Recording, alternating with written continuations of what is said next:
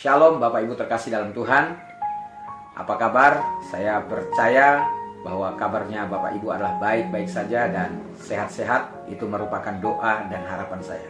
Pagi hari ini saya rindu menyampaikan firman Allah tentang bahagia di tengah pencobaan. Mungkinkah? Atau dapatkah? Atau bisakah seseorang berbahagia padahal ia sedang ada di dalam pencobaan? Ada dalam situasi-situasi yang genting. Ada dalam situasi-situasi yang sulit. Saudaraku, dalam kitab Yakobus pasal yang pertama ayat yang kedua di sana dikatakan, saudara-saudaraku, anggaplah sebagai suatu kebahagiaan apabila kamu jatuh ke dalam berbagai-bagai pencobaan. Di sana dikatakan, apabila kamu jatuh ke dalam berbagai-bagai pencobaan, anggaplah sebagai suatu kebahagiaan.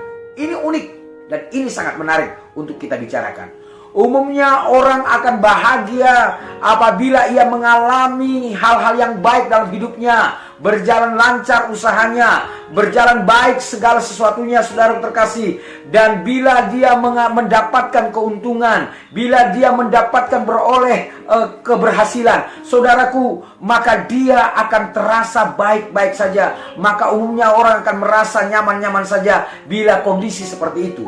Namun saudaraku terkasih, akan berubah drastis, saudara. Tak kala pencobaan datang, tak kala ujian datang, tak kala pergumulan datang, masihkah seorang dapat untuk berbahagia? Masihkah seorang dapat untuk bersuka cita? Masihkah seorang dapat untuk bersyukur kepada Tuhan? Ketika pencobaan datang, kita cenderung tidak bisa menerima keadaan. Yang ada respon kita adalah respon yang negatif, respon yang salah, saudara terkasih. Kita mulai panik, kita mulai kecewa, kita mulai putus asa, kita mulai bersedih, pahit hati, dan marah, dan tersinggung, saudara terkasih. Kita mulai melakukan hal-hal itu. Namun firman Tuhan hari ini sedang menegaskan kepada kita, sedang menekankan kepada kita, justru mengingatkan bahwa ketika kita diperhadapkan ke dalam berbagai-bagai pencobaan, harus menganggapnya suatu kebahagiaan. Dengan kata lain, kita dituntut untuk mengucapkan syukur. Syukur Tuhan, syukur Yesus, bahwa di balik semua ini pasti ada rencana Tuhan. Mengapa saudaraku kita harus bersyukur? Mengapa kita harus berbahagia? Sebab pencobaan-pencobaan yang dimaksudkan adalah masalah-masalah yang berasal dari luar. Masalah-masalah yang sering terjadi dalam kehidupan kita sehari-hari, yang bertujuan untuk menguji iman kita, untuk menguji iman saudara. Oleh karena itu, kita harus bisa menyikapinya secara benar.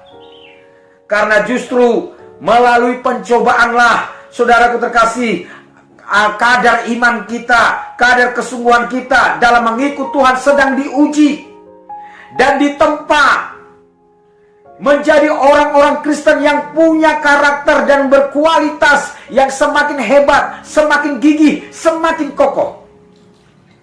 Di dalam Yakobus pasal 1 ayat yang ketiga di sana dikatakan, sebab kamu tahu bahwa ujian terhadap imanmu menghasilkan ketekunan. Ternyata ada sesuatu yang dihasilkan, yaitu ketekunan kita, saudara terkasih. Kita akan beroleh ketekunan iman. Sehingga kita akan dapat berkata sama seperti Ayub. Di dalam Ayub 23 ayat 10 di sana dikatakan, karena ia tahu jalan hidupku, seandainya ia menguji aku, aku akan timbul seperti emas. Saudara terkasih, seandainya ia menguji aku, ya aku akan timbul seperti emas. Kita tahu bahwa emas itu bernilai mahal, bernilai tinggi, saudara terkasih, dan dia dihargai sangat mahal. Mengapa? Karena emas itu, saudara terkasih, melalui ujian, melalui pencobaan, maka muncullah dan timbullah sebagai emas yang murni. Di balik pencobaan-pencobaan yang dialami oleh Ayub, ada maksud tujuan Tuhan yang begitu indah, yang begitu mulia. Saudaraku terkasih, jika kita diizinkan mengalami berbagai-bagai pencobaan, jangan pernah berpikir bahwa Tuhan itu jahat, bahwa Tuhan itu tidak adil, bahwa Tuhan itu tidak baik kepadaku,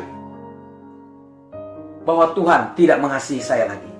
Justru saudaraku terkasih, hal itu mendatangkan kebaikan, bagi kita, saudara terkasih. Karena dalam segala hal Allah turut bekerja untuk mendatangkan kebaikan. Di dalam Roma 8 ayat 28 di sana dikatakan, kita tahu sekarang bahwa Allah turut bekerja untuk mendatangkan kebaikan, yaitu bagi mereka yang percaya dan mengasihi Dia. Di sana dikatakan, jika Allah mengasihimu, saudaraku terkasih, jika Allah mengasihimu, maka saudaraku terkasih, engkau pasti terpelihara, engkau pasti terjaga, engkau pasti terproteksi dan terlindungi. Adalah sangat mungkin kita tetap berbahagia sekalipun situasi-situasi yang sulit sedang terjadi, kalau kita memahami bahwa dalam segala hal Allah turut bekerja. Allah pasti dan turut dan campur tangan untuk mendatangkan kebaikan bagiku, bagi setiap orang yang mengasihi Tuhan. Mungkinkah berbahagia di tengah-tengah pencobaan? Di tengah-tengah pandemik ini, apakah saudaraku, apakah kita mungkin bisa berbahagia? Jawabnya adalah sangat mungkin, karena tidak ada yang mustahil bagi orang yang percaya. Dan saya yakin juga, saudaraku terkasih, ujung dari semua ini adalah mendatangkan kebaikan, menghasilkan kebenaran, dan saudaraku, membuatmu semakin indah, membuatmu semakin mulia di hadapan Tuhan. Jadi saudaraku terkasih, tetaplah berbahagia. Sekalipun ada ujian, ada pencobaan, ada masalah, jangan takut, jangan pernah bimbang, karena ujungnya adalah menghasilkan kebaikan, menghasilkan kemuliaan bagi nama Tuhan. Dan saya ucapkan selamat pagi dan shalom. Tuhan Yesus memberkati kita. Amin.